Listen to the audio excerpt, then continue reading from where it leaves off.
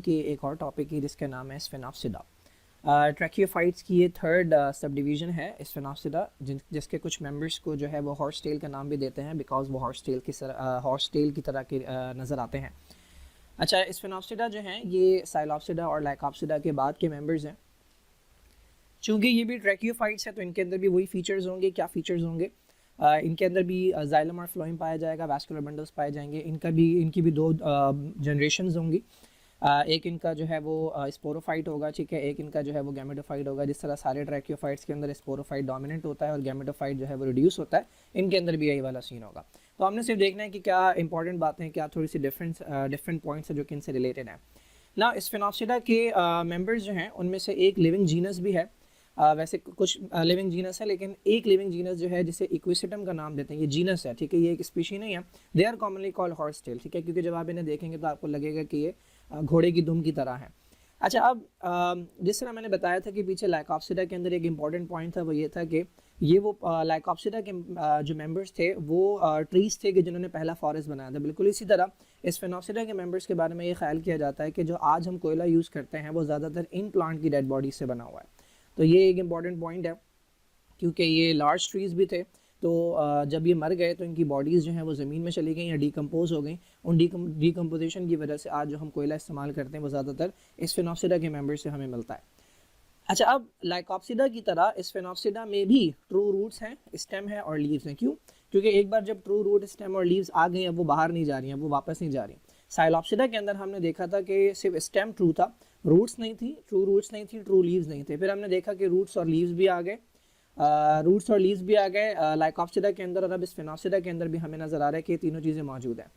अच्छा, अब इनका जो स्टेम होता है उसका कुछ उसके स्पेसिफिक फीचर्स हैं। इनका जो स्टेम है वो हॉलो होता है अंदर से और वो जॉइंटेड होता है। जिस तरह से वो होता है बैम्बू होता है, अंदर से खाली होता है, बिल्कुल इसी तरह से इनका जो स्टेम है वो हॉलो होता है और जॉइंटेड होता है। यानी अगर आप इसे देखेंगे तो आपको ऐसा लगेगा छोटे छोटे पीसेस जो है ना वो जोड़े में, ठीक है, तो जॉइंट्स की तरह का नज़र आता है। और जहाँ पर भी जॉइंट होता है वहाँ पर लीव्स निकले हुए होते हैं इस तरह से, ठीक है। ये बारीक बारीक कांटों की तरह के लीव्स होते हैं।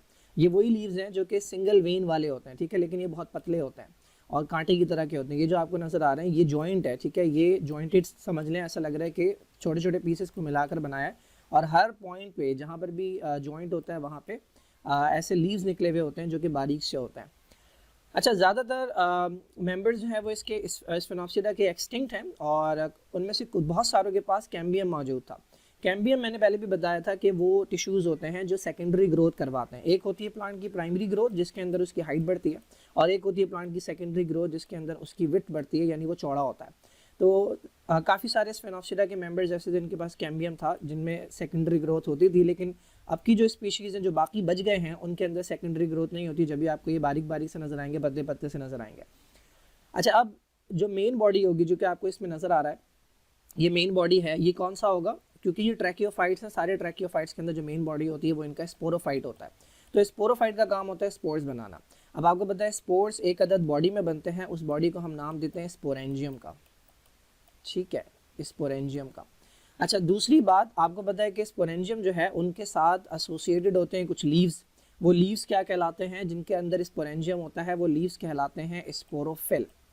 ये हमने पिछली वीडियो के अंदर भी देखा था कि जिन दो तरह के लीव्स हो गए ना, एक वो जिनका काम फोटोसिंथेसिस है और दूसरे वो जिनका काम स्पोर फॉर्मेशन है, जिनके अंदर स्पोरेंजियम पाया जा रहा है। तो ऐसे लीव्स कहलाते हैं स्पोरोफिल।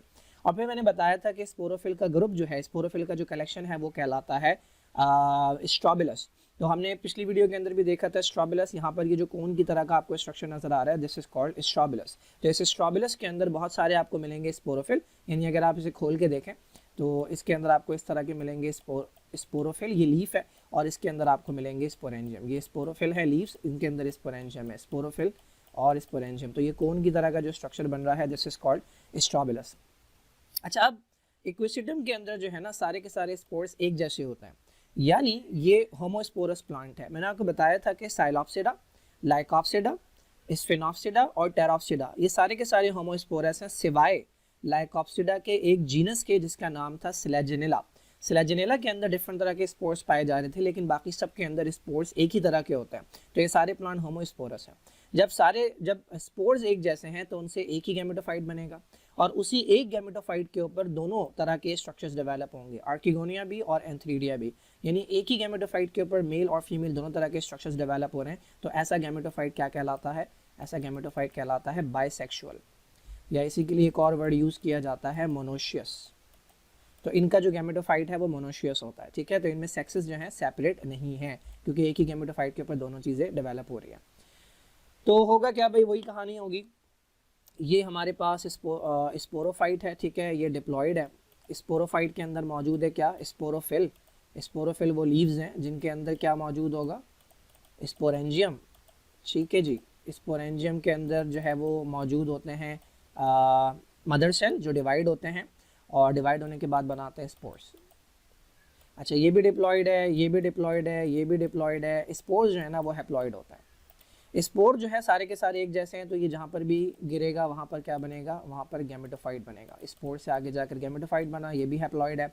गैमेटोफाइट जो है उसके एक ही गैमेटोफाइट के ऊपर मेल और फीमेल दोनों तरह के ऑर्गन डेवलप होंगे, एंथ्रीडियम और आर्किगोनियम। यहाँ से गैमेट बनेगा, यहाँ से गैमेट बनेगा, जब फ्यूज़ होगा तो जाइगोट बनेगा, जाइगोट डिप्लॉयड होगा, ठीक है, और जाइगोट जब बड़ा हो जाएगा तो दोबारा से स्पोरोफाइट बन जाएगा। तो दिस इज़ हाउ इनकी लाइफ साइकिल जो है वो कंप्लीट होती है, दिस इज़ हाउ इनकी ऑल्टरनेशन ऑफ जनरेशन होती है। इसकी एग्जांपल यहाँ पर दी हुई है स्फिनोफाइलम, और ये हमारे पास जो है इक्वेसिटम टेलमेटेरिया है, ये जिन्हें हॉर्स सेल का नाम देता है, ठीक है जी। स्फिनोप्सिड जो है यहाँ पर इख्तिताम पज़ीर होता है।